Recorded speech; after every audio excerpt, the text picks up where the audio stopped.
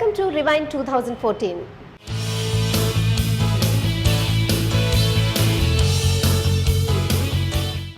2014 ఎన్నికల సంవత్సరం. సార్వత్రిక ఎన్నికలతో పాటు వివిధ రాష్ట్రాల ఎన్నికలతో దేశంలో ఎన్నికల ఫీవర్ కొనసాగుతూ వచ్చింది. ఈ సంవత్సరం ఎన్నికలు దాదాపు అన్ని రంగాలను ప్రభావితం చేశాయి. అనేక ప్రత్యేక అంశాలకు వేదికగా నిలిచిన 2014 ఎన్నికలు, వాటి ప్రభావాన్ని ఓసారి రివైండ్ చేసి చూద్దాం.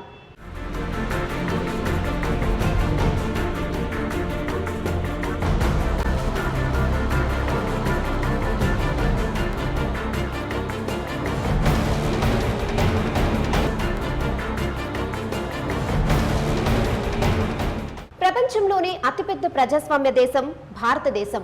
ఇంత భారీగా ఓట్లు వేసి నాయకులను ఎన్నుకునే పద్ధతి ప్రపంచంలోనే ఎక్కడా లేదు. మొత్తం 543 సెగ్మెంట్లకు 9 దశల్లో పోలింగ్ విజయవంతంగా నిర్వహించిన తీరుతో ప్రపంచమే నివ్వెరపోయింది. ప్రపంచంలోనే మనది అతిపెద్ద ప్రజాస్వామ్య దేశం. 80 కోట్ల మంది ఓట్లు వేసి నాయకులను ఎన్నుకునే పద్ధతి మరెక్కడా లేదు. స్వాతంత్రం వచ్చాక రాజ్యాంగం అందరికీ సమాన హక్కులు కల్పించింది. ఢిల్లీ నుంచి గల్లీ వరకు అందరికీ ఒకే ఓటు హక్కుని ఇచ్చింది. ఆ పద్ధతిలోనే 1950 నుంచి ఇప్పటి వరకు మనం సార్వత్రిక ఎన్నికలను నిర్వహించుకుంటూ వచ్చాం. 2014లో భారతదేశంలో 16వ సార్వత్రిక ఎన్నికలను నిర్వహించుకుంది.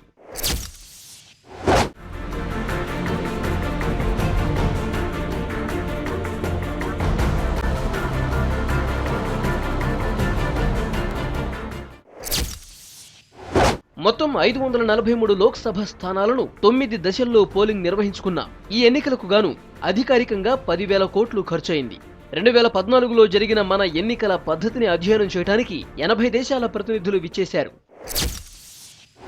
దేశవ్యాప్తంగా వివిధ దశల్లో జరిగిన ఎన్నికలు అనేక ప్రత్యేక అంశాలకు వేదికగా నిలిచాయి.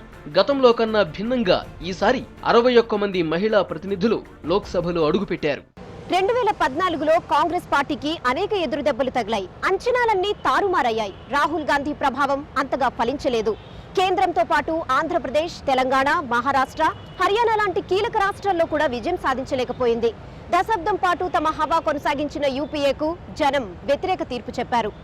భారతదేశ రాజకీయాలను కాంగ్రెస్ చాలా కాలం ఏకఛత్రాధిపత్యంగా ఏలింది. సంకీర్ణ రాజకీయ యుగంలో కూడా కాంగ్రెస్ మిగిలిన పార్టీలను కలుపుకుని అధికారంలో ఉంది. 2004 నుంచి 2014 వరకు కాంగ్రెస్ ఆధ్వర్యంలో యూపీఏ ప్రభుత్వం నడిచింది. అయితే 2014 కాంగ్రెస్ కు ఎన్నడూ లేని విధంగా ఎదురుదెబ్బ తగిలింది. ప్రతిపక్ష హోదాను సైతం దక్కించుకోలేకపోయింది.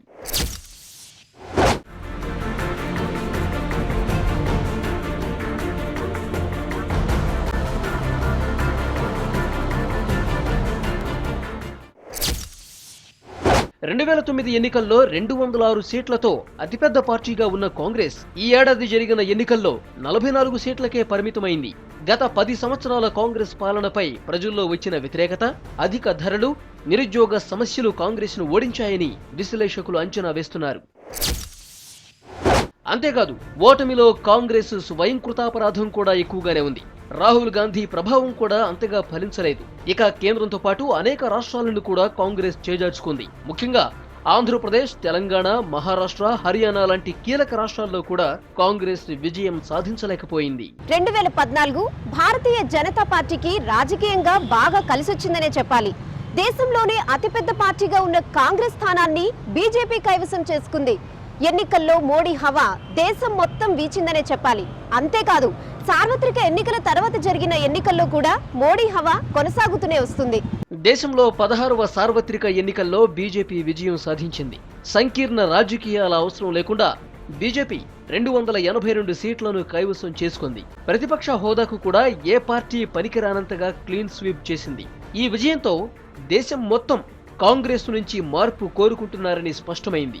ఈ ఎన్నికల్లో బీజేపీ 282 సీట్లు గెలుచుకోగా ఎన్డీఏ 336 సీట్లు గెలుచుకుంది. ఎన్డీఏలో బీజేపీ తర్వాత శివసేన 18 సీట్లు, టీడీపీ 16 సీట్లు గెలుచుకున్నాయి. కాంగ్రెస్ 44 సీట్లతో సరిపెట్టుకోగా యూపీఏ 60 సీట్ల కంటే ఎక్కువ సాధించలేకపోయింది.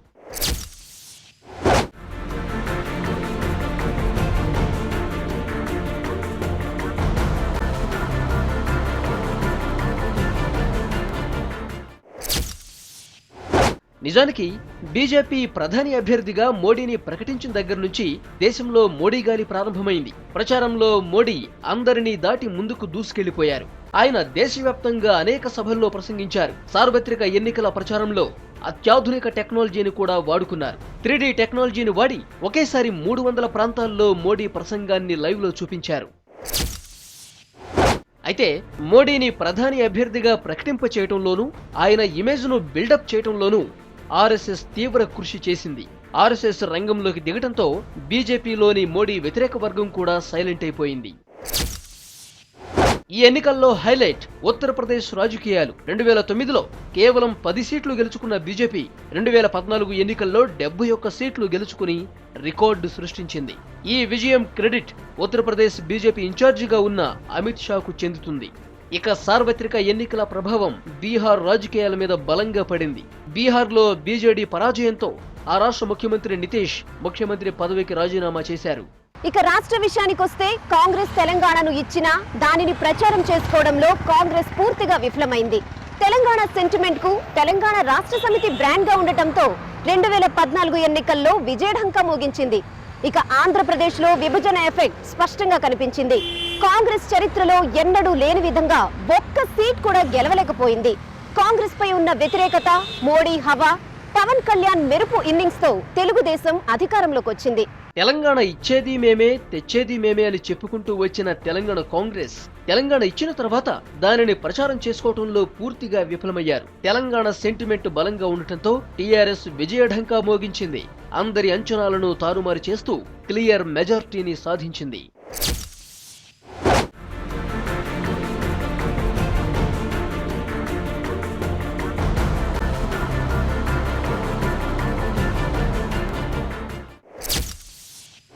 ఇక ఆంధ్రప్రదేశ్లో విభజన ఎఫెక్ట్ స్పష్టంగా కనిపించింది. రాష్ట్రం విడిపోవటానికి కారణం కాంగ్రెస్ అని నమ్మడంతో ఆ పార్టీని ప్రజలు తిరస్కరించారు. ఎప్పుడూ లేని విధంగా కాంగ్రెస్ ఒక్క సీటు కూడా గెలవలేకపోయింది. ఇక కాంగ్రెస్ మీద వ్యతిరేకత, మోడీ హవా, పవన్ కళ్యాణ్ మెరుపు ఇన్నింగ్స్ తో తెలుగుదేశం అధికారంలోకి వచ్చింది. సార్వత్రిక ఎన్నికల తర్వాత జరిగిన 5 రాష్ట్రాల ఎన్నికల్లో కూడా మోడీ, అమిత్ షా వ్యూహం ఫలించింది. అందుకే ఆ రాష్ట్రాల్లో బీజేపీ మంచి ఫలితాన్ని సాధించింది. 288 అసెంబ్లీ స్థానాలున్న మహారాష్ట్ర అసెంబ్లీలో 123 స్థానాలను గెలుచుకుని అతిపెద్ద పార్టీగా అవతరించింది. శివసేనతో కలిసి అధికారాన్ని వశం చేసుకుంది. ఇక 90 మంది సభ్యులున్న హర్యానాలో 47 స్థానాలను గెలుచుకుంది బీజేపీ. సార్వత్రిక ఎన్నికల్లో బీజేపీ ఉత్తరప్రదేశ్ ఇన్ఛార్జిగా పూర్తి విజయం సాధించిన అమిత్ షా ఆ తర్వాత బీజేపీ జాతీయ అధ్యక్షుడయ్యాడు. సార్వత్రిక ఎన్నికల తర్వాత జరిగిన ఎన్నికల్లో మోడీతో పాటు అమిత్ షా కీలకంగా పనిచేశారు. మహారాష్ట్ర ఎన్నికలకు ముందు శివసేనతో కటీఫ్ పెట్టుకున్న బీజేపీ 122 సీట్లు సాధించింది.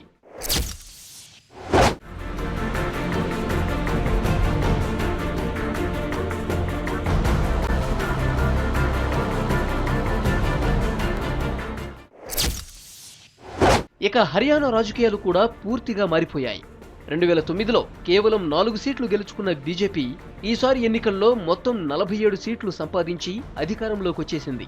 ఈ విజయంలో కూడా మోడీ, షాలదే కీలక పాత్ర. కాశ్మీర్లో గత అసెంబ్లీలో కేవలం 11 స్థానాలున్న బీజేపీ ఈసారి ఎన్నికల్లో ఏకంగా 25 స్థానాలను గెలుచుకుంది. ఇక జార్ఖండ్లో కూడా స్పష్టమైన మెజార్టీ సాధించింది. ఈ 2 రాష్ట్రాల ఎన్నికలతో కాంగ్రెస్ పార్టీకే కాక ప్రాంతీయ పార్టీలకు కూడా ఎదురుదెబ్బ తినిపించగలిగింది. కాశ్మీర్లో సైతం మోడీ హవా కనిపించింది. ముఖ్యంగా అధికార పార్టీ వ్యతిరేక ఓటు బీజేపీకి పడినట్టు అర్థమవుతోంది.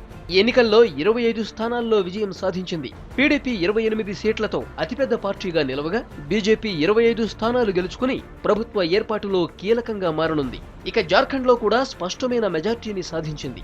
ఈ 2 రాష్ట్రాలతో ఇప్పుడు దేశంలో బీజేపీ పాలిత రాష్ట్రాల సంఖ్య పెరిగింది. ఎవరు గెలిచారు, ఎవరు ఓడిపోయారు అన్న విషయం అలా ఉంచితే ప్రజాస్వామ్యంలో ప్రజలు ఎన్నుకున్న వారిదే రాజ్యాధికారం. అది ప్రజాస్వామ్య గొప్పదనం. భారతదేశంలో ప్రజాస్వామ్యం వర్ధిల్లాలని కోరుకుంటూ నూతన సంవత్సరానికి స్వాగతం పలుకుదాం. కెమెరామ్యాన్ మిథున్తో రెహానా, V6 న్యూస్.